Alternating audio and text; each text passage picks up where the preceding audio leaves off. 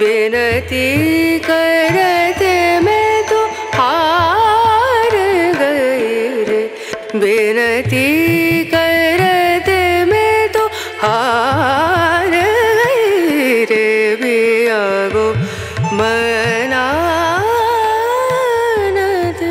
नहीं रे। তো হাই ফ্রেন্ডস, ওয়েলকাম টু নিশালদার ব্লগ। আশা করি তোমরা সবাই খুব ভালো আছো আর আমরাও ভালো আছি। তো গুড মর্নিং দিয়ে ব্লগটা শুরু করলাম, অনেক সকালবেলা ব্লগটা শুরু করলাম।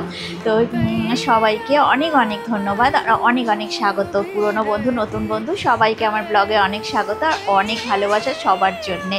তো চলো দেখি, বক বক না করে সকালবেলা যাই রান্নাঘরে, রান্না করতে কী কী রান্না হবে সবটাই তোমাদের সাথে শেয়ার করব। তো চলো যাই, এখন রান্নাঘরে যাই, চলো।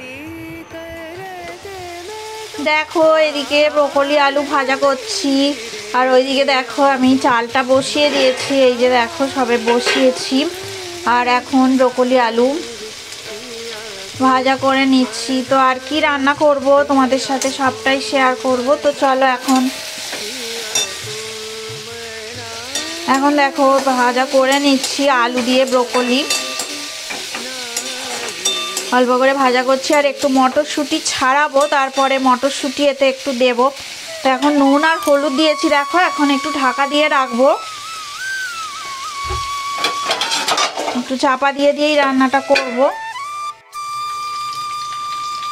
দেখো একটু মটরশুঁটিও দিয়ে দিয়েছি। তো মটরশুঁটি, আলু, ব্রোকলি এই দিয়ে ভাজা টাজা করছি।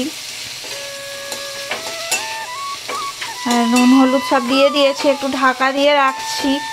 আর এদিকে দেখো ভাতটা দেখো এই যে ফুটে গেছে এখন।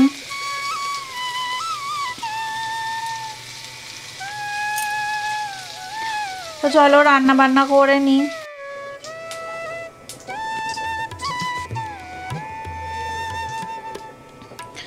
দেখো এই যে ফুলকপি আর আলু কেটে রেখে দিয়েছিলাম, তো দেখো একটু দিয়ে দিলাম, আর মটরশুঁটি দিয়ে দিলাম, আর কিছু কুচানো পেঁয়াজ দিয়ে দিলাম।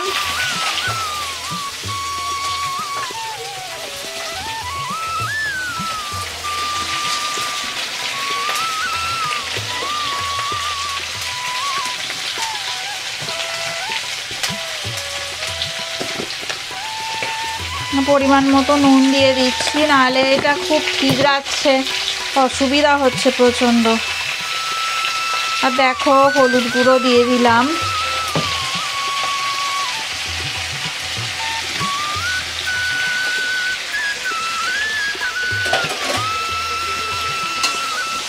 আর ভালো করে নাড়াচাড়া করে নেব, ভালো করে ফুলকপি, আলু, মটরশুঁটি, পেঁয়াজ দিয়ে ভালো করে ভাজা করে নেব। এটা একটা তরকারি করব আর কি।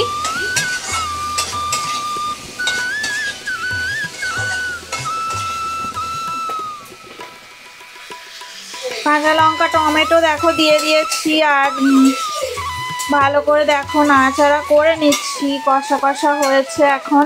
আর একটু আদা রসুন বাটা দেখো আমি দিয়ে দিলাম, 1 চামচ আদা রসুন বাটা দিয়ে দিলাম।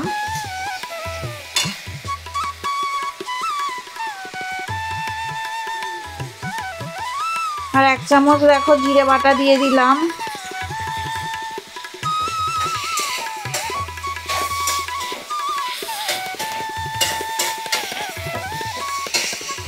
ভালো করে এবার কষিয়ে নেব তরকারিটা, তারপরে কষানো হয়ে গেলে জল ঢেলে দেব।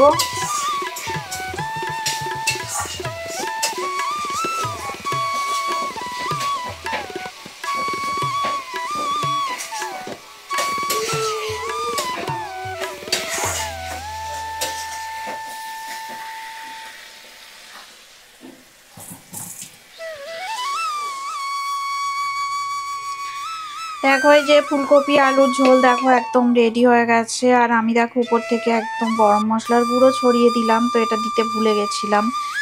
তো গরম মশলার গুঁড়ো একটু ছড়িয়ে দিলাম, আর একটু সামান্য দেখো আমি একটু চিনি দিয়ে দেবো, একদম নিরামিষ যেহেতু রান্নাটা, তো একদম অল্প একটু চিনি দিয়ে দিলাম। তো এই দেখো এই যে আমাদের ফুলকপি আলুর তরকারি রান্না হয়ে গেছে। আর এখানে দেখো মুসুর ডাল, এই যে দেখো সেটা সিদ্ধ করেছি দেখো মুসুর ডাল, এই যে একটুখানি তেল নুন দিয়ে যে সিদ্ধ করেছি আর কি।